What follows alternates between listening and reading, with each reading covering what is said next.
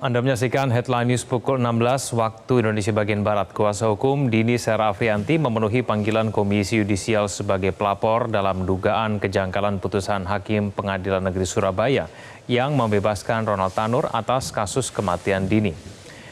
Kuasa hukum Dini Sera Afrianti, Dimas Yemahura, tiba di Komisi Yudisial pada Kamis siang bersama dengan saksi yang mengikuti jalannya sidang Ronald Tanur di Pengadilan Negeri Surabaya. Pihaknya ingin menunjukkan berbagai kejanggalan yang terjadi dalam persidangan. Dimas menyebut hakim tidak adil dan tidak objektif selama persidangan.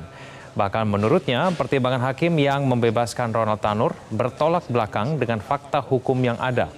Komisi Yudisial telah menjadwalkan pemanggilan kepada sejumlah pihak untuk mendalami dugaan pelanggaran kode etik dan pedoman perilaku hakim yang dilaporkan oleh keluarga korban. Dalam waktu dekat, Komisi Yudisial juga akan memanggil 3 hakim Pengadilan Negeri Surabaya yang membebaskan Ronald Tanur.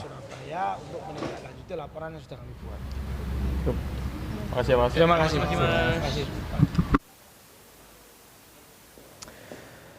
Kuasa hukum korban dimintai keterangan Komisi Yudisial dengan membawa sejumlah bukti termasuk rekaman CCTV pada saat kejadian untuk mengungkap kejanggalan dalam vonis bebas tersebut.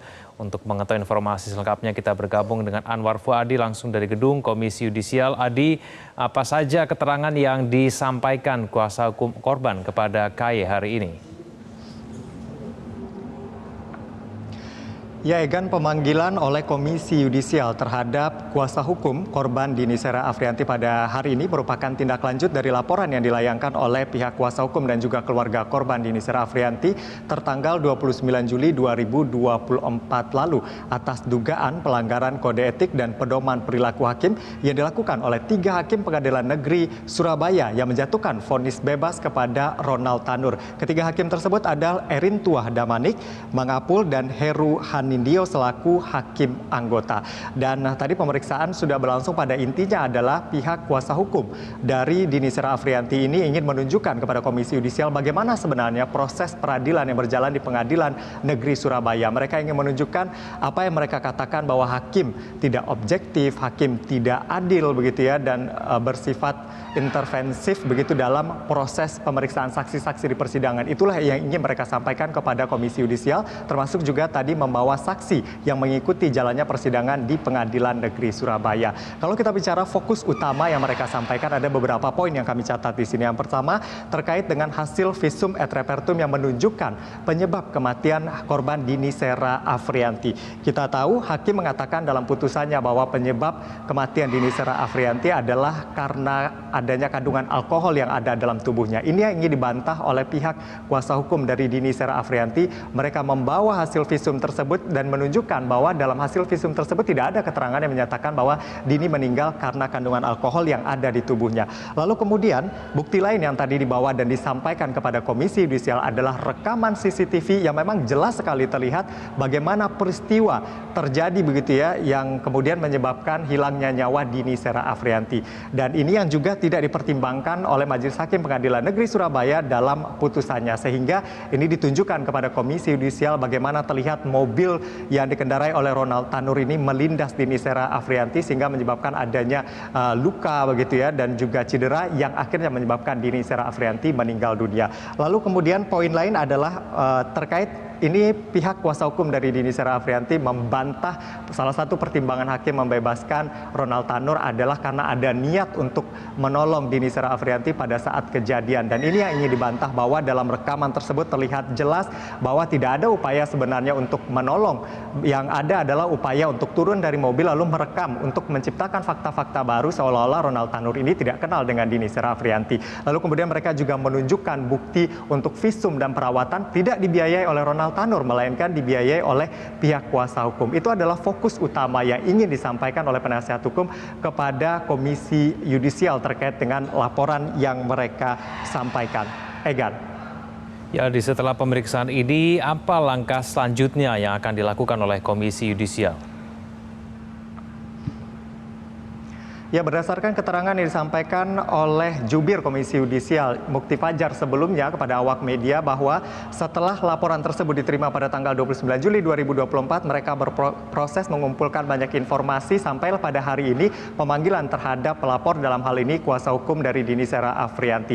Selanjutnya pemanggilan akan dilakukan begitu ya, dan diupayakan bisa selesai dalam rentan waktu bulan Agustus ini. Setelah pemeriksaan terhadap pelapor, nanti akan dilakukan pemanggilan terhadap pihak-pihak terkait lainnya sampai nanti kepada majelis hakim yang menangani kasus Ronald Tanur. 3 hakim tersebut nantinya juga akan turut dipanggil oleh Komisi Yudisial dan KY memastikan mereka akan memanggil hakim tersebut. Lalu kemudian mereka juga berharap bahwa para hakim, 3 hakim yang membebaskan Ronald Tanur ini bisa kooperatif dan juga memenuhi panggilan dari Komisi Yudisial. Hal ini merupakan ruang yang diberikan kepada majelis hakim tersebut untuk bisa menjelaskan duduk perkara, apa yang menjadi alasan mereka menjatuhkan vonis bebas, lalu kemudian juga untuk menjelaskan dan juga memberikan klarifikasi. Dan pun 3 hakim ini nanti tidak hadir ke Komisi Yudisial, proses ini akan terus berjalan tanpa adanya dalam tanda kutip pembelaan dari para hakim ini. Sehingga meskipun mereka tidak datang, nanti proses ini akan tetap berjalan. Kita akan tunggu proses yang berjalan di Komisi Yudisial ini seperti apa. Tadi kami tanyakan juga kepada Dimas Yemahua, penasihat hukum atau kuasa hukum dari Dini Sera Afrianti. Mereka nanti selanjutnya akan menunggu update dari Komisi Yudisial terkait dengan penanganan kasus ini. Tentunya Komisi Yudisial berwenang untuk menjaga marwah dan juga kehormatan serta perilaku para hakim ini. Kita akan tunggu seperti apa. Nah, kalau kita melihat lagi ke belakang, Egan, upaya yang dilakukan oleh pihak keluarga dari Dini Sera Afrianti ini tidak hanya ke Komisi Yudisial. Mereka sebelumnya pada tanggal 31 Juli 2024 sudah melaporkan juga dugaan pelanggaran kode etik yang dilakukan oleh 3 hakim Pengadilan Negeri Surabaya yang memimpin perkara Ronald Tanur ini. Mereka laporkan ke Bawas Mahkamah Agung dan sampai saat ini katanya tadi juga belum ada update terkait dengan laporan mereka.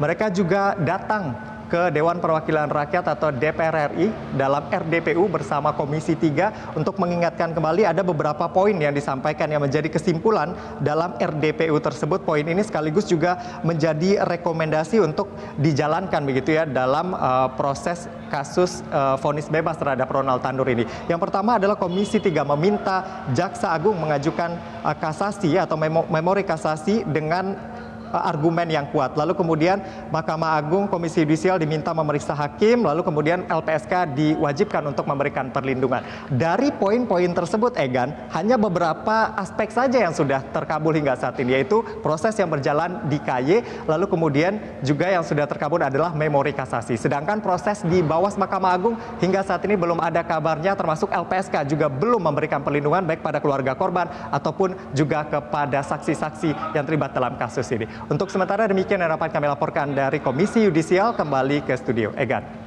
Baik, terima kasih atas informasinya Anwar Fuadi. Jelajahi cara baru mendapatkan informasi. Download Metro TV Extend sekarang.